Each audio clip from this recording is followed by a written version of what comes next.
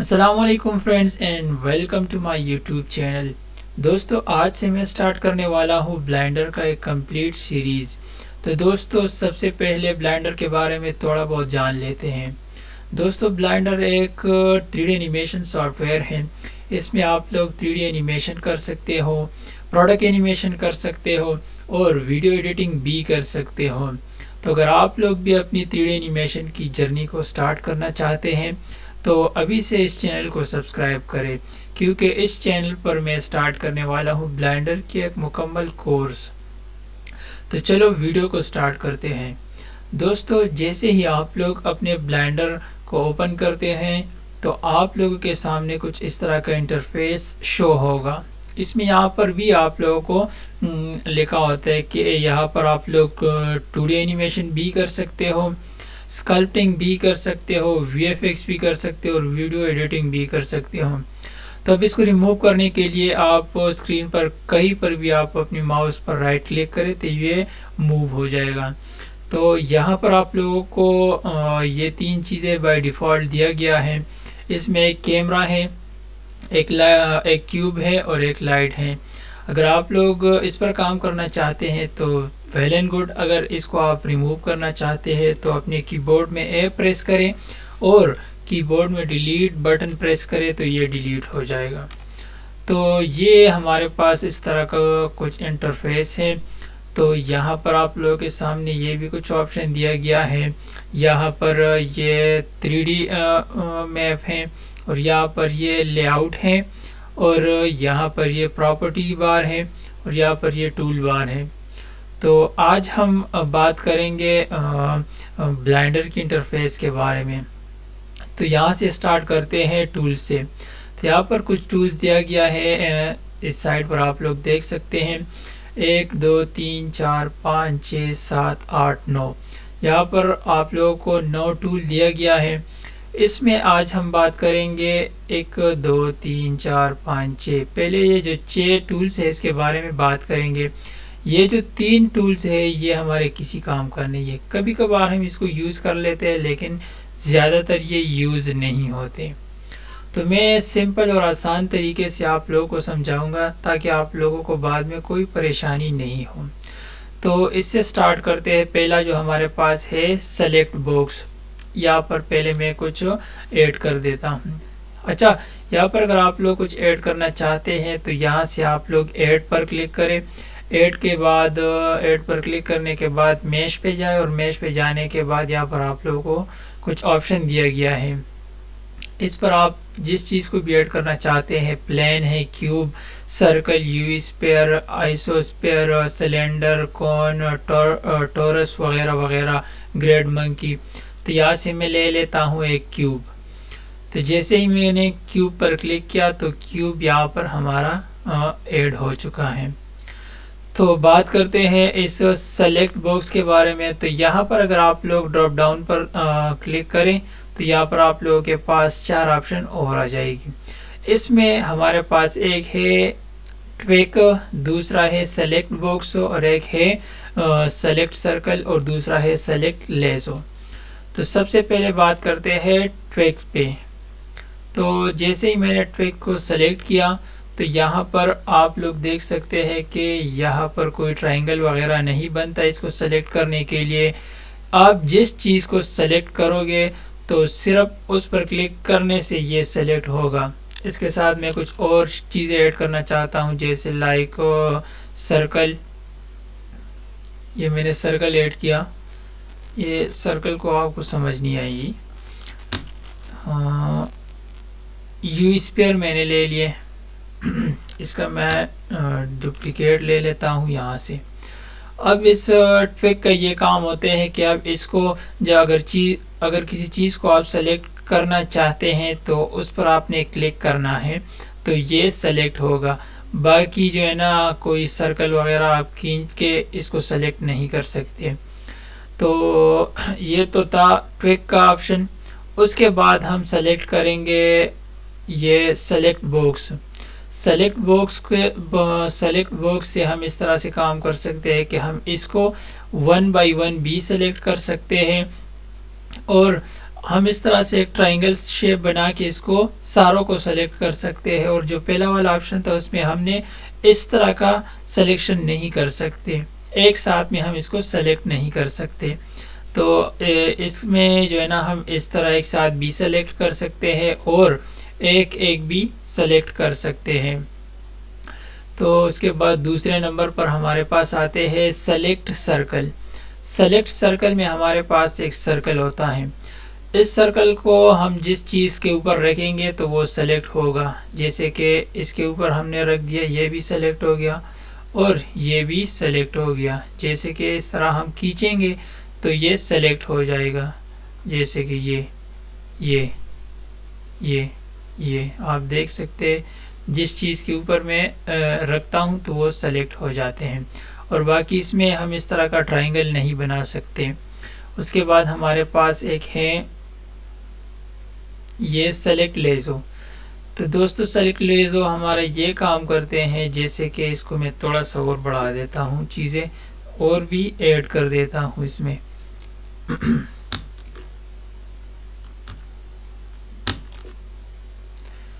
तो दोस्तों यहाँ पर हमारे पास सेलेक्ट लेज़ो ये काम करते हैं कि एक तो हम इसको डायरेक्ट भी सेलेक्ट कर सकते हैं एक एक।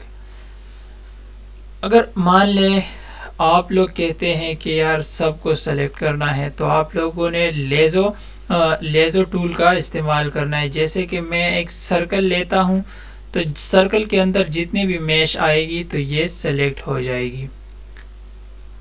अब मान ले अब ये 3 सेलेक्ट करना चाहता हूं तो मैं इस तरह इस सर्कल को, इन तीनों को इस सर्कल के अंदर लाऊंगा तो ये सेलेक्ट हो जाएगी। तो ये तो पहला जो है ना हमारा सेलेक्ट टूल था। मैं जब यूज़ करता हूँ तो मैं ज़्यादातर सेलेक्ट बॉक्स यूज़ कर देता हूँ।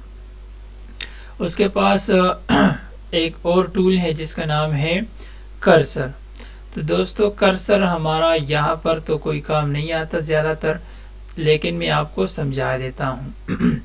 कर्सर असल में हमारा, जब यहाँ पर आप लोग देख सकते हैं ये कर्सर है, ये जो आपको प्लस का निशान और सर्कल का निशान जो बना हुआ है ये 3D कर्सर है। 3D कर्सर हमारा ये काम करते हैं कि ये 3D कर्सर जहाँ पर होगा हमारा मैश वहाँ पर ऐड होगा। मतलब हम कोई चीज़ अगर सेलेक्ट करें, कोई चीज़ ऐड करना चाहें तो वो यहाँ पर सेलेक्ट होगा जहाँ पर हमारा 3D कर्सर होगा। चलो अब इसको मैं सेलेक्ट ऑल को मैं डिलीट कर देता हूँ और डिलीट करने के बाद ये हमारा 3D कर्सर है। तो यहाँ पर अगर मैं कोई चीज़ ऐड करना चाहता हूँ, कोई मैश, तो ऐड पे जाऊँगा, मैश पे क्लिक करूँगा और एक क्यूब सेलेक्ट करूँगा। तो जैसे ही मैंने क्यूब सेलेक्ट किया तो जहाँ पर हमारा 3D कर्सर है क्यूब वहाँ पर ऐड हो चुका है। अब मान लिया अगर हमारा सर्कल 3D कर्सर यहाँ पर है, इसका जो पॉइंट था वो मैंने चेंज कर दिया, जो जगह था वो मैंने चेंज कर दिया, जहाँ पर आ चुकी है। अब मैं एक मैश ऐड करता हूँ तो यू स्पेयर ले लेता हूँ तो यहाँ पर आ चुका है। उसके बाद अगर मैं कर्सर को यहाँ पर लाता हूँ और कोई दूसरा मैश ऐड करना चाहता हूँ, फर्ज करे मैं सिलेंडर को ऐड करना चाहता हूँ, तो यहाँ पर आ चुका है। अब इस 3D कर्सर को वापस यहाँ पर लाने के लिए आपने क्या करना है, तो आपने सबसे पहले घबराना नहीं है। 3D कर्सर को वापस अपने मिड पॉइंट पर लाने के लिए आपने शिफ्ट एस प्रेस करना है और कर्सर टूवर्ड ओरिजिन पर क्लिक करना है, तो ये ऑटोमेटिकली अपनी मिड पॉइंट पे वापस आ जाएगी। तो ये था हमारा 3D कर्सर। उसके बाद हमारे पास है मूव टूल। मूव टूल से हम कुछ इस तरह से काम ले सकते हैं, जैसे कि ये आप देख सकते हैं जिस चीज़ पर मैं क्लिक करता हूँ, मैं किसी ऑब्जेक्ट को सेलेक्ट करता हूँ तो उसमें ये एरोज आ जाते हैं। इस एरोज का मतलब ये है, इसको मैं डिलीट कर देता हूँ। ये अभी स्क्रीन जो है ना हमारा फ्री हो चुका है मतलब खाली हो चुका है। अब इसका मतलब ये है, ये जो 3 एरोज बने हुए हैं, ये जो स्काई ब्लू कलर में है ये Z एक्सिस है और ये जो ग्रीन कलर है ये Y एक्सिस है और ये जो रेड कलर है ये एक्स एक्सिस है। इसका मतलब ये है कि जिस एक्सिस पर हम अपने मैश को या ऑब्जेक्ट को मूव करना चाहते हैं तो इजीली मूव कर सकते हैं। जैसे कि मान लें अगर मैं इसको एक्स एक्सिस पर मूव करना चाहता हूँ, मतलब इस ऑब्जेक्ट को यहाँ पर लाना चाहता हूँ, तो मैं इस एरो को खींच के यहाँ से वहाँ तक आसानी से ले जा सकता हूँ। और उसके बाद यहाँ पर आप इस साइड पर भी ले जा सकते हैं। ये हमारा जो पूरा लाइन है ना, ये एक्स एक्सिस है। अब यहाँ पर अगर मैं वाई एक्सिस पर करना चाहता हूँ तो ये हमारा वाई एक्सिस है। ये इस तरह से हम वाई एक्सिस पर मूव कर सकते हैं। उसके बाद अगर मैं इसको जेड एक्सिस पर मूव करना चाहता हूँ तो ये हमारा जेड एक्सिस है। ज़्यादातर लोग जी एक्सिस कहते हैं लेकिन मैं जेड एक्सिस ही कहता हूँ। तो ये ऊपर और ये नीचे, ये हमारा जेड एक्सिस है। इसका अंदाज़ा आप लोग इस यहाँ से भी ले सकते हैं। ये हमारा गिज़्मो है, यहाँ से आप लोग देख सकते हैं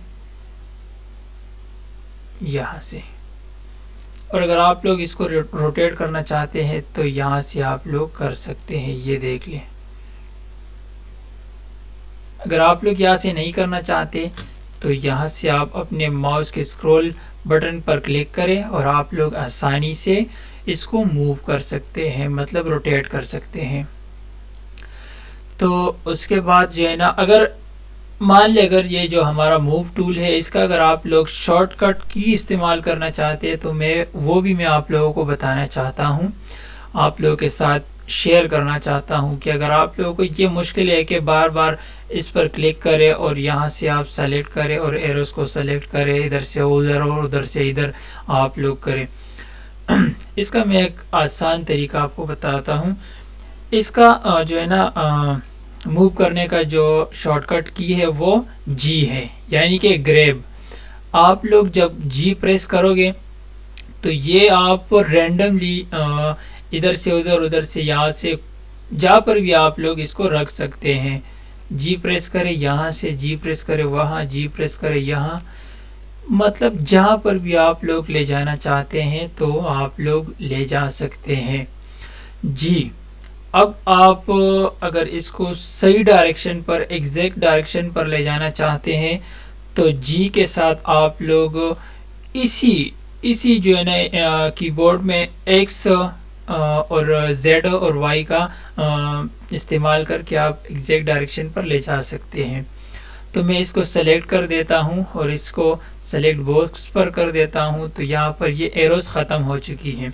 अब अगर इसको मैं यहाँ से वहाँ मूव करना चाहता हूँ, मान लें अगर इसको मैं एक्स एक्सिस पर मूव करना चाहता हूँ तो जी प्लस एक्स, ये आप देख सकते हैं कीबोर्ड के जी प्लस एक्स से ये यहाँ वहाँ मूव हो रहा है। और यहाँ से आप रैंडमली यहाँ से आप कहीं पे भी आप छोड़ सकते हैं। और अगर y एक्सिस पर आप इसको मूव करना चाहते हैं तो g प्लस वाई, ये आप देख सकते हैं कि g प्लस वाई, तो ये y डायरेक्शन पर मूव हो रहा है इजीली। तो उसके बाद z एक्सिस है तो उसके लिए भी आसान शॉर्टकट यही है कि g प्लस z, तो ये आप लोग देख सकते हैं कि बिल्कुल आसानी से ये z एक्सिस पर मूव हो रहा है। मतलब इसका शॉर्टकट बहुत इजी है। शॉर्टकट इसका g है, लेकिन डायरेक्शन आप लोगों ने सेलेक्ट करना है कि किस डायरेक्शन पर आप इसको मूव करना चाहते हैं। G के साथ आप Y प्रेस करें तो Y डायरेक्शन पे मूव होगा, और G के साथ अगर आप लोग X प्रेस करोगे तो ये X एक्सिस पर मूव होगा, और अगर G के साथ आप लोग Z प्रेस करोगे तो ये Z डायरेक्शन पे मूव होगा। तो उसके बाद हमारे पास है रोटेशन टूल, रोटेट्स के टूल। तो जैसे ही मैं इस पर क्लिक करता हूँ तो हमारे पास कुछ इस तरह का सर्कल्स आ चुके हैं। इस सर्कल्स का मतलब यह है कि आप x, y और z इस पर आप लोग इसको रोटेट कर सकते हैं। पहले हमारे पास जो मूव टूल था तो उसमें हम इसको मूव करते थे और रोटेट में हम इसी डायरेक्शंस का इस्तेमाल करके इसको हम रोटेट करेंगे। तो ये हमारे पास जो ग्रीन लाइन है ये हमारा y एक्सिस है, ये आप देख सकते हैं। मैं इसको y एक्सिस पर मूव करता हूँ और उसके बाद हमारे पास ये जो रेड लाइन है ये हमारा x एक्सिस है। तो यहाँ पर आप लोग देख सकते हैं कि यहाँ से ये रोटेट होता है और उसके बाद हमारे पास जो ये स्काई ब्लू सर्कल है ये हमारा z एक्सिस है। तो उम्मीद करता हूँ कि आप लोग समझ रहे होंगे, क्योंकि मैं आप लोगों को बहुत आसानी के साथ समझाना चाहता हूँ। तो ये हमारा रोटेशन टूल था। इस सर्कल्स की मदद के इन्हीं सर्कलों की मदद से हम इसको रोटेट कर सकते हैं, कहीं पर भी हम इसको रोटेट कर सकते हैं। अच्छा, अब इसका जो शॉर्टकट कीज़ है तो वो हमारे पास है R। जब मैं R प्रेस करता हूँ तो ये रेंडमली मैं इसको रोटेट करता हूँ, सही है। अब मान लिया अगर आप लोगों ने एग्जैक्ट डायरेक्शन पर इसको मूव करना है, रोटेट करना है सॉरी, तो उसमें आप लोगों ने R प्रेस करना है और जिस डायरेक्शन पर आप लोगों ने इसको रोटेट करना है तो साथ में उसी की को प्रेस करना है। मतलब अगर मैं इसको y एक्सिस पर इसको रोटेट करना चाहता हूँ तो R प्लस y, तो ये आप देख सकते हैं कि ये y एक्सिस पर रोटेट हो रहा है। उसके बाद अगर मैं इसको z एक्सिस पर रोटेट करना चाहता हूँ तो R प्लस z, तो ये आप देख सकते हैं z एक्सिस पर ये रोटेट होता है। उसके बाद x एक्सिस पर इसको रोटेट करेंगे तो R प्लस x, ये देख ले, ये आसानी से x एक्सिस पर रोटेट होता है। तो दोस्तों ये हमारा जो है ना रोटेट टूल था।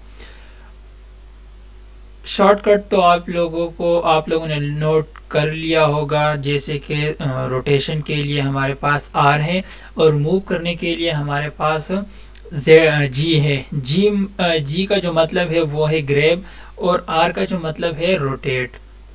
अब हमारे पास जो है ना ये सेलेक्ट बॉक्स भी हो गया, 3D कर्सर भी हो गया, मूव टूल भी हो गया, रोटेट टूल भी हो गया। इसके बाद हमारे पास आते हैं स्केल। तो स्केल पर जैसे ही हम प्रेस करते हैं तो अब ना तो एरोज आ चुके हैं और ना ही हमारे पास सर्कल आ चुके हैं। ये आप लोग देख सकते हैं यहाँ पर ये जो बॉक्स सा बने हुए हैं, अब स्केल में हमारे पास ये आ चुके हैं। इसका वही आसान तरीका है, वही आसान। ये हमारे पास जो 3 टूल्स हैं, मूव टूल, रोटेट टूल और स्केल टूल, ये तीनों बिल्कुल एक जैसे हैं, लेकिन मूव टूल में हम इसको ग्रैब करते हैं, यहाँ वहाँ, यहाँ से वहाँ कर सकते हैं, वहाँ से यहाँ कर सकते हैं, मतलब इधर उधर इजीली हम इसको मूव कर सकते हैं। और दूसरा जो हमारे पास है रोटेट टूल से का काम यही होते हैं कि हम इसको कहीं भी एक्सिस पर इसको हम रोटेट कर सकते हैं। और ये जो स्केल है, स्केल से मुराद ये है कि इसको हम कहीं भी किसी भी जगह पर हम इसको स्केल कर सकते हैं, मतलब छोटा या बड़ा कर सकते हैं।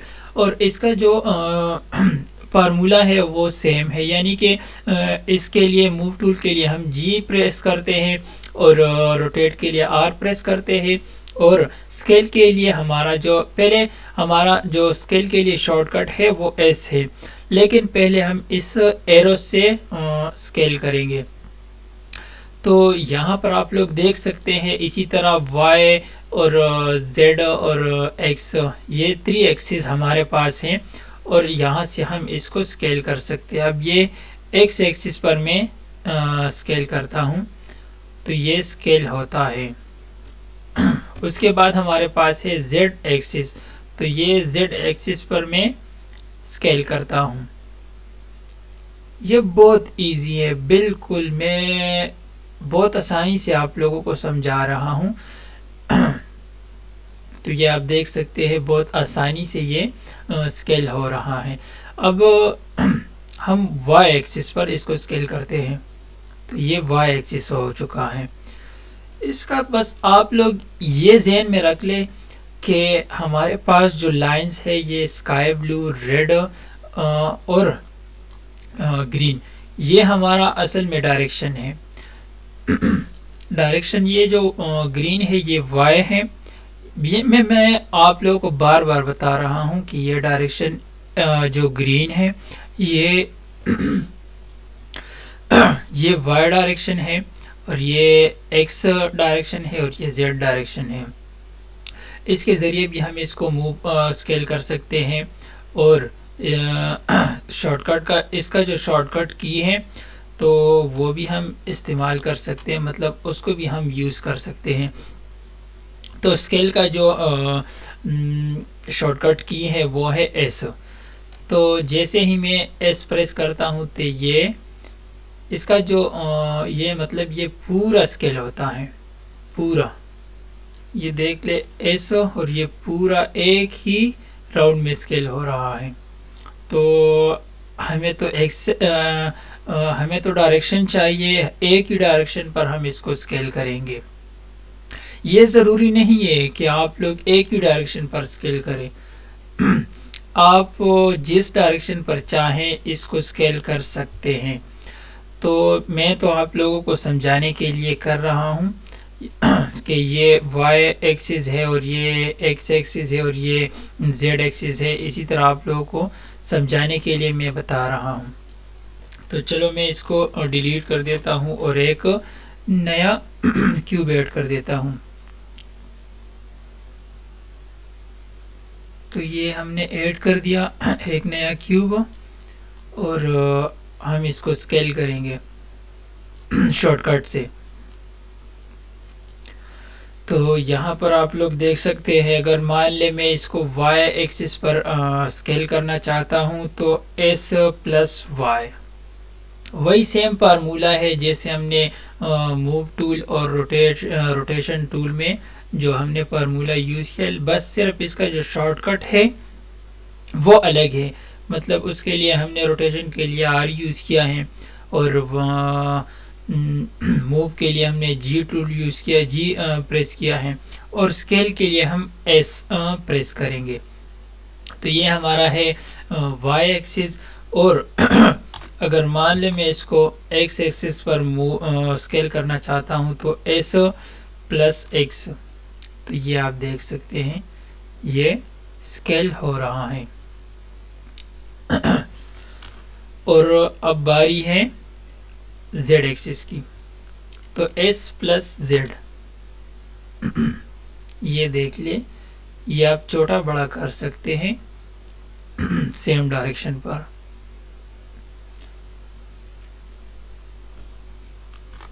तो ये था हमारा z एक्सिस। तो यहाँ पर ये 1 2 3 4 5 ये 5 टूल हमने डिस्कस कर लिए हैं। अब हमारे पास आते हैं ट्रांसफॉर्म टूल। ट्रांसफॉर्म टूल के बारे में हम थोड़ा सा डिटेल से बात करेंगे। ये असल में हमारा जो टूल है, इस पर ये जो है ना मूव, रोटेट और स्केल, इन तीनों का निचोड़ है असल में। जैसे ही मैं ये ट्रांसफॉर्म टूल पर क्लिक करता हूँ तो यहाँ पर हमारे पास एरोज भी आ चुके हैं, ये बॉक्स भी आ चुके हैं और सर्कल भी आ चुके हैं। तो इसका मतलब ये है कि इसी एक ऑप्शन से हम रोटेशन भी कर सकते हैं, स्केल भी कर सकते हैं और ग्रैब भी कर सकते हैं। मतलब इसको हम मूव भी कर सकते हैं, छोटा बड़ा भी कर सकते हैं, या रोटेट भी कर सकते हैं। तो इसका तो ज़्यादातर हम यूज़ नहीं करते, लेकिन एनिमेशन में जब हम किसी चीज़ को एनिमेट करते हैं तो उसमें इसका जो है ना ज़्यादातर यूज़ होते हैं। तो यहाँ से पहले हम बात करते हैं सर्कल रोटेशन की। तो ये जो हमारे जिस तरह हमने रोटेट टूल में हमने पढ़ा, तो उसी तरह इसमें भी एक्स एक्सिस, वाई एक्सिस और जेड एक्सिस है। मेरे ख्याल में आप लोगों को समझ आ चुकी होगी, डिस्कस करने का कोई फ़ायदा नहीं है, लेकिन फिर भी मैं आप लोगों को बताता हूँ ताकि आप लोग आसानी से समझ जाओगे और आप लोगों को याद रहे कि ये जो टूल्स है ये हम किस तरह यूज़ कर सकते हैं। तो ये हमारे पास है एक्स एक्सिस, तो ये हमने एक्स एक्सिस पर रोटेट किया, और ये हमारे पास जेड एक्सिस है, जेड एक्सिस पर मैं रोटेट कर रहा हूँ, और ये हमारे पास वाई एक्सिस है। ये तो रोटेट था, ये सर्कल के बारे में हमने डिस्कस किया। अब हम बात करेंगे ये जो बॉक्स बने हुए हैं, मैं आप लोगों को ये जो बॉक्स बने हुए इसके बारे में मैं आप लोगों को बताना चाहता हूँ कि जैसे हमने स्केल टूल डिस्कस किया, उसी तरह इसका भी हम यूज़ करेंगे, जेड एक्सिस, वाई एक्सिस और एक्स एक्सिस। तो ये हम वाई एक्सिस पर स्केल कर सकते हैं, छोटा या बड़ा कर सकते हैं, और ये एक्स एक्सिस पर, जेड एक्सिस पर कर सकते हैं, और यहाँ से हम एक्स एक्सिस पर भी इसको हम छोटा या बड़ा कर सकते हैं। अच्छा, तो ये तो हमने स्केल और रोटेशन के बारे में पढ़ा है। अब इसको हम ग्रैब करेंगे, मतलब जो पहला हमने यहाँ से मूव टूल के बारे में पढ़ा है, अब हम यहाँ पर इस ट्रांसफॉर्म टूल में ये आप लोगों को मैंने बता भी दिया कि ये इन तीनों का निचोड़ है, मतलब इन तीनों ऑप्शंस का जो काम है हम इस एक टूल की मदद से भी कर सकते हैं।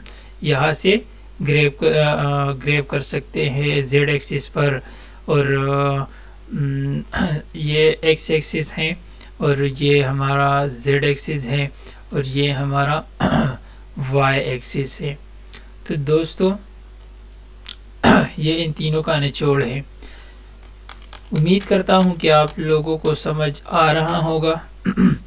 उसके बाद हमारे पास ये जो टूल है ये यूज़ नहीं होते, मैं तो यूज़ नहीं करता और इसका कोई इतना इस्तेमाल भी नहीं है। मतलब ये जो पेन सा बना हुआ है, इससे हम किसी चीज़ को ड्रा कर सकते हैं, मतलब रेंडमली हम इसको यूज़ करते हैं।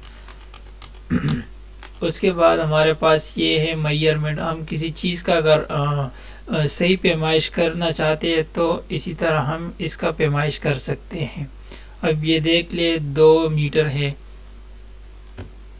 और ये 8 क्यूब, इसको आप क्यूब बना सकते हैं। ये देख ले, यहाँ से मैं बना देता हूँ, ये क्यूब हो गया, और इसको छोड़ेंगे तो ये ऊपर की तरफ आ जाएगा। इस तरह से आप ये जो हमने क्यूब ऐड किए हैं, इसी तरह आप लोग यहाँ पर भी बना सकते हैं। उसके बाद हमारे पास ये हमारा गिज़्मो है।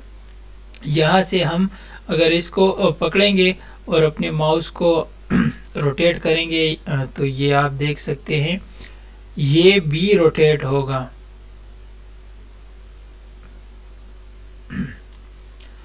और उसके बाद हमारे पास यहाँ पर एक होता है व्यू पोर्ट।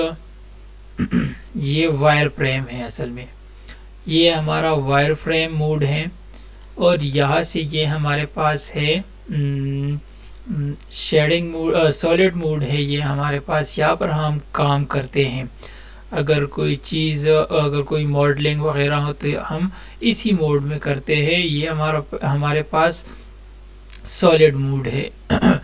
और ये हमारे पास है शेडिंग मोड, जिसे हम मटेरियल बी कहते हैं, मटेरियल मोड। और यहाँ पर ये हमारे पास जो फाइनल है वो है रेंडर मोड।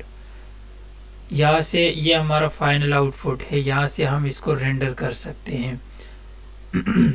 और ये जो हमारे पास मटेरियल मोड है, तो अगर हम सॉलिड मोड में होते हैं तो यहाँ पर अगर हम कोई मटेरियल ऐड करते हैं तो यहाँ पर ये ऐड नहीं होगा। मतलब इसका अगर मैं कलर चेंज करूं तो यहाँ पर आप देख सकते हैं मैंने कलर चेंज कर लिया, लेकिन यहाँ पर आप लोगों को शो नहीं होगा क्योंकि हम सॉलिड मोड में हैं।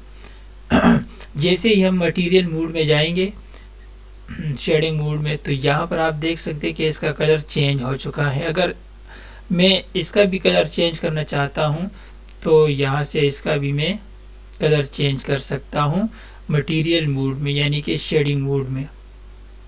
मैं इसको मटेरियल मोड कहता हूँ। ये देख सकते हैं ये इसका कलर चेंज हो चुका है और ये हमारा जो है ना फाइनल आउटपुट है। यहाँ से हम रेंडर कर सकते हैं। उसके बाद यहाँ से और भी ये कुछ ऑप्शन है और यहाँ पर ये मूड वगैरह है, ये object mode, edit mode, sculpting mode, vertex paint, weight paint, texture paint, ये वगैरह वगैरह, ये आहिस्ता आहिस्ता हम डिस्कस करेंगे। यहाँ पर ये हमारे पास प्रॉपर्टी है और प्रॉपर्टी डेटा है, ये लेआउट है। इसको हम जो है ना, अब ये वीडियो बहुत लंबी हो चुकी है। आज हम सिर्फ इंटरफेस के बारे में बात कर रहे थे, तो इंशाल्लाह नेक्स्ट वीडियो में हम मज़ीद आगे बढ़ेंगे और मूड के बारे में बात करेंगे और कुछ बेसिक सा मॉडल भी बनाएंगे। तो उम्मीद करता हूँ कि आप लोगों को समझ आ चुकी होगी। अगर वीडियो पसंद आई है तो लाइक करें, चैनल को सब्सक्राइब करें और बेल आइकन भी प्रेस करें ताकि हमारे हर आने वाली वीडियो की नोटिफिकेशन आपको मिल सके।